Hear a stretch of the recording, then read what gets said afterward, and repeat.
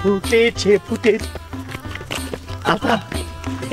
চিনিস নাকি আমার তো একটা ঘটনা ঘটে গেছে মানে আমার বিয়ের ফুলটা ফুটে গেছে বুঝছাও মানে আমাদের একটা দোয়া করবা হ্যাঁ আরে ফুটেছে ফুটেছে হাট খোলাই যায় মিষ্টি নিয়ে রাঙার বিয়ে ঠিক হয়ে গেছে কবে জলেশ্বরে আম্মা? হ্যাঁ সামনে শুক্রবার গায়ে হলুদ বৌমাক্ক সব কাজ কাম শুরু করে দেয়। আচ্ছা আমি কিন্তু কয়ে দিচ্ছি এই বিয়ের মধ্যে আমি কিন্তু নেই।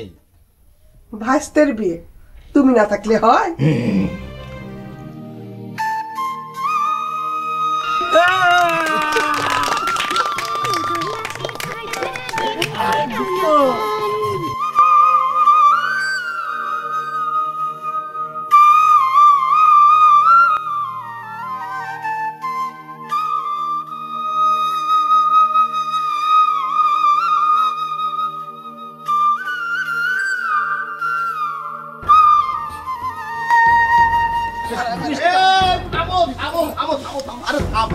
হলুদ মাখানি লাগবে না নে, মিষ্টি খাওয়ানো লাগবে না নে। তখন বলেছিলাম না মেয়ের সুবিধার না, এখন হয়েছে সর্বনাশ যা হবার তা তো হয়ে গেছে।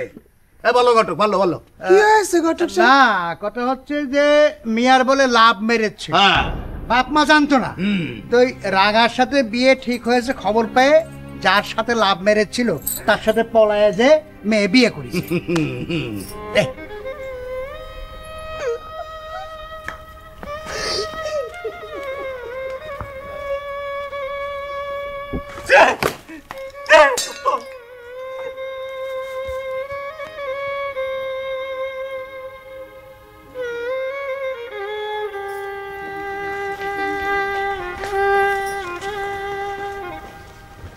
বুঝলে ঘটু, এই ধর্মের কল বাতাসে নয়। চলো। রাঙা সাওয়ালটা দেখতে শুনতেও খারাপ না, পড়ালেখাও বিয়ে ফেল, তাও যে উয়ের কপালে এমন হচ্ছে কে বুঝিনি। এই জন্যে মানুষ কয় জন্ম মৃত্যু বিয়ে এই তিন বিধাতার হাতে।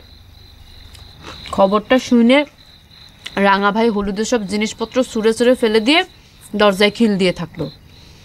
দেখে আমারই খারাপ লাগতেছিল। খারাপ লাগারই তো কথা। আচ্ছা মেয়েটাই বা কেমন? তার যদি কারোর সাথে সম্পর্ক থাকে বিয়ে ঠিক করার আগে কলেই তো স্যারাটার এমন অপমান হইতো না।